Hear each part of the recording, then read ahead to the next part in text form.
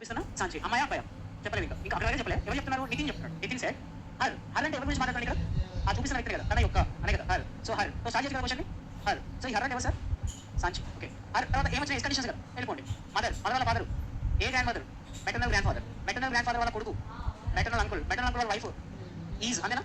Aunt is ఇక్కడ question అయిపోయింది కదా. సో ఏమొచ్చింది? Her aunt is. ఈ ఆంట్ ఎవరు? మెటర్నల్ అంకుల్ వాళ్ళ వైఫ్ అంతేనా? మేమ వాళ్ళ భార్య. సరే ఇక్కడ వరకు డౌట్ ఉందా?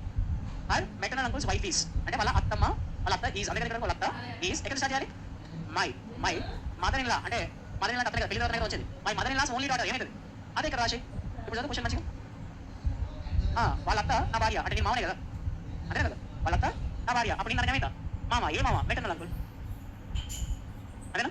So the aunt is maternal uncle's wife. నేనైతే తనకి మెటర్నల్ అంకుల్ ఎందుకంటే వాళ్ళ అత్తమ్మ నాకు భార్య అవుతుంది కాబట్టి. సో మామ ఎవరు? నేనే. సో క్వశ్చన్ అవుతుంది సాంచి వాళ్ళ మెటర్నల్ అంకుల్ నేనే.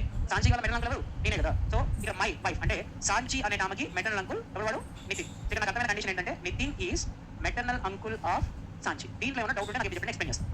ఇక్కడ క్వశ్చన్ కొంచెం ఎవరికి? సాంచి. ఎందుకంటే సాంచి వాళ్ళ అత్తమ్మ నాకు భార్య అంటే నితిన్కి భార్య కాబట్టి ఆ నితినే ఆ ఆంటీ వాళ్ళ హస్బెండ్ కాబట్టి uncle maternal uncle. Inter finish. Question ఏమయ్యాడు? ఈమెకి మెటర్నల్ అంకుల్ దాని రిలేటెడ్ టు ఎవరికి అడిగాడు? సాంచీస్ మదర్. సాంచికి ఏమో మేనమామ మరి సాంచి వాళ్ళ అమ్మకి బ్రదరే కదా. క్వశ్చన్ మనకు అవసరం అంతే కదా. నీకు మేనమామ మీ అమ్మకి ఏమవుతాడు? బ్రదరే కదా. ఎందుకు నీకు మేనమామ అంటేనే మీ అమ్మ వాళ్ళ బ్రదర్. సో మరి నీకు మేనమామ అయినప్పుడు మీ అమ్మకు బ్రదర్ ఫిల్టర్ చేశారు అని చెప్పండి. ఎప్పుడు ఫిల్టర్ చేశారు? చేశారా? ఇక్కడ ఆప్షన్